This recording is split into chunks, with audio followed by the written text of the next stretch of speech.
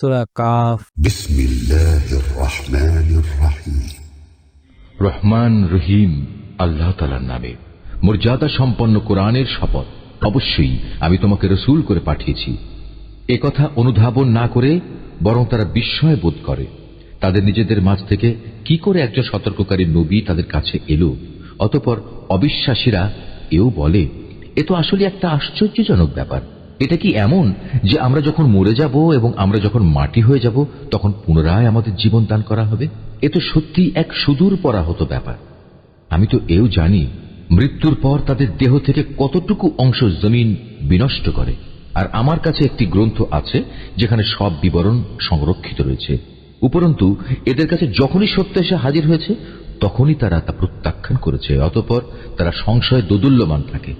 এই লোকগুলো কি কখনো তাদের উপরে ভাসমান আকাশের দিকে তাকিয়ে দেখেনি কিভাবে তা আমি বানিয়ে রেখেছি এবং কি অপরূপ সাজে আমি তা সাজিয়ে রেখেছি? কই, এর কোথাও কোনো ক্ষুদ্রতম ফাটলও তো নেই। আমি জমিনকে বিছিয়ে দিয়েছি নড়াচড়া থেকে রক্ষা করার জন্য। আমি তার মধ্যে স্থাপন করেছি মজবুত ও অনড় পাহাড় সমূহ। আবার এ জমিনে আমি উদ্গত করেছি সব ধরনের চোখ জুড়ানো উদ্ভিদ। মূলত প্রতিটি মানুষ যে আনুগত্যের দিকে ফিরে আসতে চায় এর প্রতিটি জিনিসই তার চোখ খুলে দেবে এবং তাকে আল্লাহর অস্তিত্বের পাঠ মনে করিয়ে দেবে। আকাশ থেকে আমি বরকতপূর্ণ পানি অবতীর্ণ করেছি এবং তা দিয়ে উদ্যানমালা ও এমন শস্যরাজি পয়দা করেছি যা কেটে কেটে আহরণ করা হয়। আরো পয়দা করেছি উঁচু উঁচু খেজুর বৃক্ষ যার গায়ে গুচ্ছ গুচ্ছ খেজুর সাজানো রয়েছে। এগুলো আমি বান্দাদের জীবিকা হিসেবে দান করেছি এবং আমি পানি দিয়ে মৃত ভূমিকে জীবন দান করি। এমনই মৃত মানুষদের কবর থেকে বেরিয়ে আসার ঘটনা সংঘটিত হবে। আগেও নুহের জাতি, রসের অধিবাসী ও সামুদ জাতির লোকেরা তাদের নবীদের অস্বীকার করেছে আদ, ফেরাউন ও লুতের সম্প্রদায়ও। বনের অধিবাসী এবং তুব্বা সম্প্রদায়ের লোকেরাও তাই করেছে। এরা সবাই আল্লাহর রসুলদের মিথ্যাবাদী বলেছে। অতঃপর তাদের উপর আমার প্রতিশ্রুত আযাব আপতিত হয়েছে। আমি কি মানুষদের প্রথমবার সৃষ্টি করতে গিয়ে এতই ক্লান্ত হয়ে পড়েছি যে এরা আমার পুনরায় সৃষ্টি করার কাজে সন্দেহ পোষণ করছে? নিঃসন্দেহে আমি মানুষদের সৃষ্টি করেছি। তার মনের কোণে যে খারাপ চিন্তা উদয় হয় সে সম্পর্কেও আমি জ্ঞাত আছি, কারণ আমি তার ঘাড়ের রগ থেকেও তার অনেক কাছে অবস্থান করি। এই সরাসরি জ্ঞান ছাড়াও সেখানে আরো দুজন ফেরেশতা, একজন তার ডানে আর একজন তার বামে বসে তার প্রতিটি তৎপরতা সংরক্ষণ করার কাজে নিয়োজিত আছে।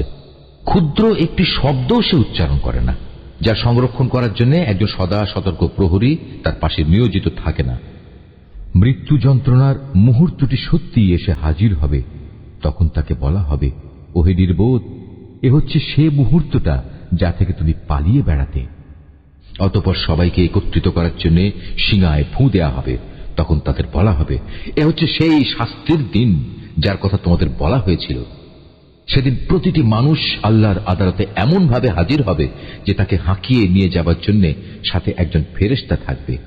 অপরজন হবে তার যাবতীয় কর্মকাণ্ডের প্রত্যক্ষ সাক্ষী। একজন বলবে, এ হচ্ছে সেদিন যেদিন সম্পর্কে তুমি উদাসীন ছিলে। এখন আমরা তোমার চোখের সামনে থেকে তোমার সে পর্দা সরিয়ে দিয়েছি। অতএব আজ তোমার দৃষ্টিশক্তি হবে অত্যন্ত প্রখর, সব কিছুই এখন তুমি দেখতে পাবে। তার অপর সাথী ফেরেশতা বলবে, হে মালিক, এ হচ্ছে তোমার আসামি, আর এ হচ্ছে আমার কাছে রক্ষিত তার জীবনের নথিপত্র। অতঃপর উভয় ফেরেশতাকে বলা হবে, তোমরা দুজন মিলে একে এবং এর সাথে প্রতিটি অধ্যত্ত প্রদর্শনকারী কাফেরকে জাহান্নামে নিক্ষেপ করো। কেননা এরা ভালো কাজে বাধা দিত, যত্রতত্র সীমা লঙ্ঘন করত, স্বয়ং আল্লাহর ব্যাপারে এরা সন্দেহ পোষণ করত।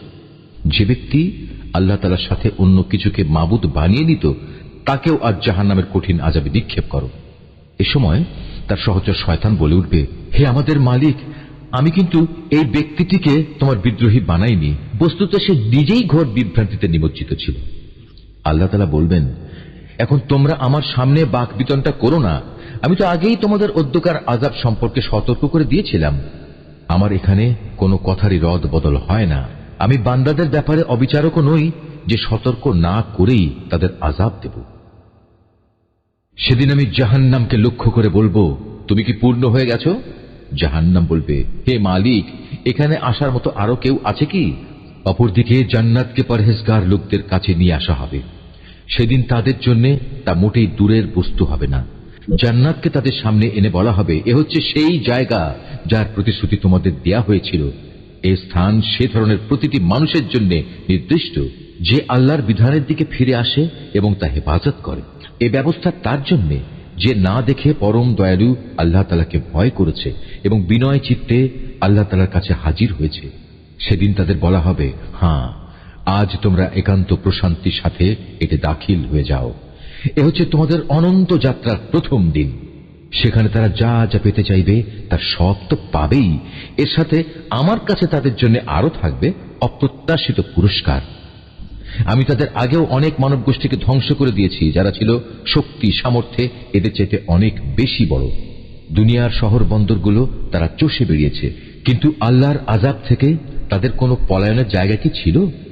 এর মাঝে সে ব্যক্তির জন্য প্রচুর শিক্ষণীয় বিষয় রয়েছে যার কাছে একটি জীবন্ত মন রয়েছে, অথবা যে ব্যক্তি একাগ্রচিত্তে সে শিক্ষণীয় বিষয়সমূহ শুনতে চায়। আমি আকাশমালা, পৃথিবী ও উভয়ের মধ্যবর্তী যা কিছু আছে তা সব কিছু 6 দিনে সৃষ্টি করেছি। কোন ক্রান্তি আমাকে স্পর্শ করে। তো হে নবী, সৃষ্টি সংক্রান্ত ব্যাপারে এরা যা বলে তাতে তুমি ধৈর্য ধারণ করো। তুমি যথাযথ প্রশংসার সাথে তোমার মালিকের পবিত্রতা ও মাহাত্ম্য ঘোষণা করো, সূর্য উদয়ের আগে এবং সূর্য অস্ত যাবার আগে। রাতের একাংশেও তার পবিত্রতা ও মহিমা ঘোষণা করো এবং সাজদা আদায়ের কাজ শেষ করে পুনরায় তাঁর তাসবিহ পাঠ করো।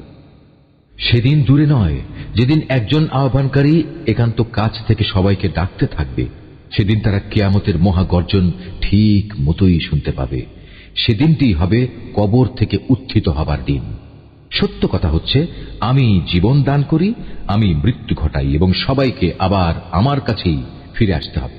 সেদিন তাদের উপর থেকে কবরের মাটি ফেটে যাবে। যখন তারা দ্রুত হাসরের মাঠের দিকে দৌড়াতে থাকবে, বলা হবে, এ হচ্ছে হাসরের দিন। মূলত আমার জন্য এটি একটি সহজ কাজ। হে নবী, এরা যা কথাবার্তা বলে তার সব কিছুই আমি জানি।